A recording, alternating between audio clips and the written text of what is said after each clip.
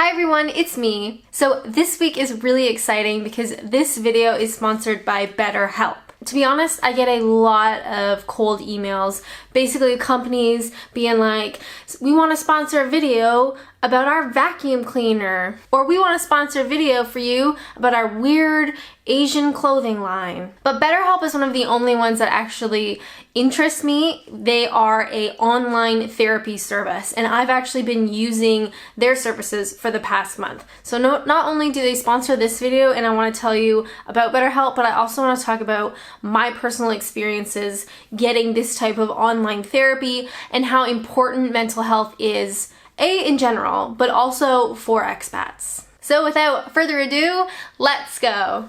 So BetterHelp is a non-crisis online therapy service. So if you do feel like you are in a crisis, I'll put some sort of link down below, but this service is not really for that. It's more for I think a fairly relaxed, comforting therapy service, if that makes sense. What's really interesting about services like BetterHelp is that there are different types of communication. So you can do it on your computer, on your tablet, on your phone. You can actually schedule like video calls with your particular therapist. So there's lots of different ways that you can get in touch depending on what you want to talk about. So for me personally, I was matched up with a therapist in the US. So although it is a US based company and all the therapists are licensed in their particular state, it is worldwide, which is super helpful if you are moving abroad. What kills me is I wish I knew about BetterHelp or some type of online therapy service when I first moved, because let me tell you, it sucked. The first few months of living abroad, I call the 5 months of agonizing hell. Basically, it sucked. It sucked so bad. My anxiety was sky high, I was super lonely, I was homesick, I didn't have a job at first, so I felt like I had no purpose, and I really struggled. So if you are looking to move abroad, an online therapy service like BetterHelp is really something to keep in mind.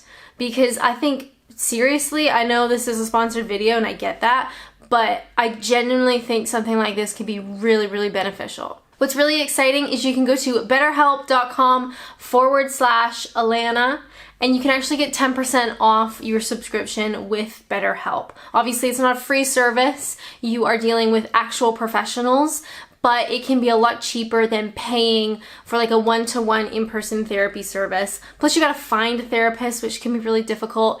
And if you are moving to a country where you can't speak the language, getting a therapist would be a bit difficult. Definitely check out the link in my description. You can click that, you can check BetterHelp out, you can get a discount on your subscription. Why not? So I wanted to talk about my experience with online therapy, specifically with BetterHelp. I've always been interested in getting therapy. I am an anxious person. I have been for a really long time. I know a lot of people who watch these videos and don't know me personally are like, you don't seem anxious, you seem quite outgoing and blah, blah, blah, blah, blah, blah, blah, blah, blah, blah. And I get that, but also I am in a room by myself talking essentially to myself. So it's a little bit different. But anyway, I signed up with BetterHelp and you fill out this like online questionnaire basically of what kind of things are bothering you right now, what kind of things are you going through, is it anxiety, depression, body image, do you have some sort of trauma, relationship issues, all that kind of stuff, and you pick and choose what's really important to you, and then it matches you with a therapist that hopefully will focus on those things or has like a specialty in those particular areas. So honestly, once I was done my questionnaire, I was matched with a therapist within like 2 minutes, which was unreal. And for the last month, I message her pretty much once a day and we talk about some of the things that I'm going through. There's also a lot of really interesting online questionnaires that you can fill out and it gets sent to your therapist, and then we talk about, some of my answers. And I just wish I had found this sooner. But the whole idea with BetterHelp is you are matched with someone within 24 hours. For me, it was 2 minutes. And you can be really specific as well about what type of therapist you want. So I personally said that I would really like a female, just because I feel like a little bit more comfortable. And I would like somebody who is non-religious, because I don't really want religion in terms of like solving the things that I'm going through, because that doesn't really resonate with me.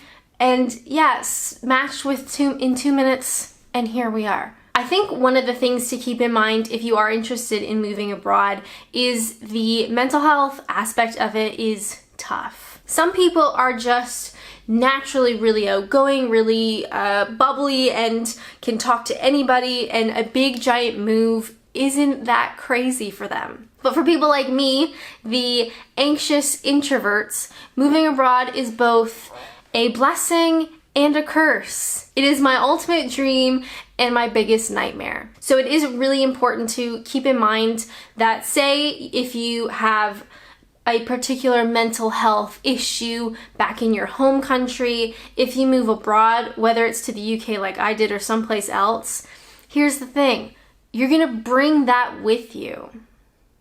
Okay? So it is really important to understand that not only when you're living in this new country, everything's gonna be different and it's gonna be really overwhelming, you're still gonna have your anxiety, your depression, your body issues, stuff.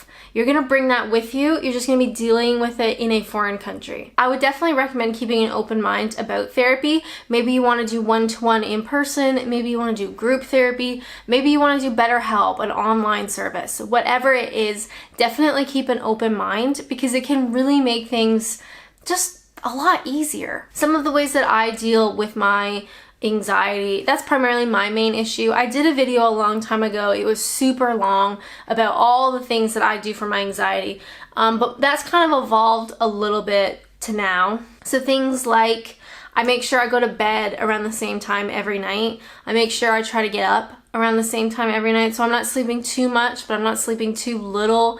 I try to eat well. I try to drink a lot of water. I know it sounds so dumb, it's just like basic human things. But when you really look after your body, I find it really helps your mind. Do you know what I'm saying? How cheesy does that sound? Other things like exercise. So I budget a couple pounds, not a couple. I budget some money each month so I can pay for a gym membership, because that's something that really, really helps with my anxiety. It makes me just feel a lot more centered. But of course, there's only so much sort of self-care and physical care that you can do to help your mental health. Sometimes you just need somebody to talk to, and that's totally okay. I know so many people who have done therapy, whether it's an online service like BetterHelp, whether it's group, whether it's one-to-one in person, and nobody has ever said it was a waste of time. In fact, a lot of people say it's the best thing they've ever done. So if you're not too sure, honestly, a service like BetterHelp, I think, is a really great introduction to what therapy is like. Having anxiety, the idea of finding a therapist, guess what? Made me anxious. So the idea that I could have this therapist, she's absolutely wonderful, she's very kind, she's very thoughtful, and the idea that I could find her and I can message with her and I can chat with her in that way really opens up the idea of this is what therapy could be like. And maybe down the line, if I wanted to do something in person, I could, and it would be less terrifying. Other self-care things that I'd like to do still now while I'm in England, I'd like to have a fairly stable routine. I find that really helps. When you move country, basically your whole life changes. And while that can be really exciting, it can also be super, super overwhelming. So I do try to have a fairly stable routine. So, I know what to expect. I can kind of relax a little bit. The anxiety can go down. And then I'll sprinkle in some different things just so I don't get bored.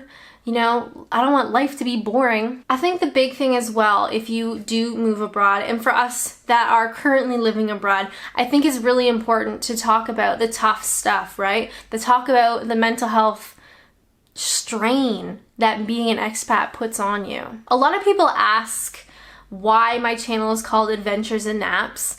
And in a broad sense, I wanted it to be a representation of the good and the bad about moving abroad, or like the exciting and the boring, the positives and the negatives, just kind of like that sort of idea. And that really translates to, I love talking about how much I like England, how much I like moving abroad. But I also think it's really important to talk about the bad things, talk about the things I don't like about England, also talk about the things that I don't like being about an expat. I don't think that last sentence made sense. I also like talking about the bad stuff that comes with being an expat, like the mental health issues. So I do think it's really important that we have a conversation, that it's tough. And if you have issues that you struggle with in your home country, you do have to understand that you're going to bring those with you to your new country. And you need to find a way to deal with that positively. So for me, my recommendation, look after yourself physically, sleep, water, good food, exercise. Look after yourself emotionally, keeping a nice routine, maybe doing hobbies that you really love, maybe learning new things so you can experience new stuff. But also reach out to people if you need it. Whether that's a friend that knows what you're going through, maybe it's a parent, maybe it's a therapist. Whatever you need to do, there is no shame. Do you hear me? Let's say it for the people in the back. Whatever you need to do to help your mental health in a positive way, there is no shame. So I just wanted to thank BetterHelp, for sponsoring this video. This is my first real sponsored video. I get a lot of requests and I always turn them down, and BetterHelp has been the only one that I genuinely believe in and I think people could actually benefit from. So I really want to thank BetterHelp for sponsoring this video and also allowing me to use their services.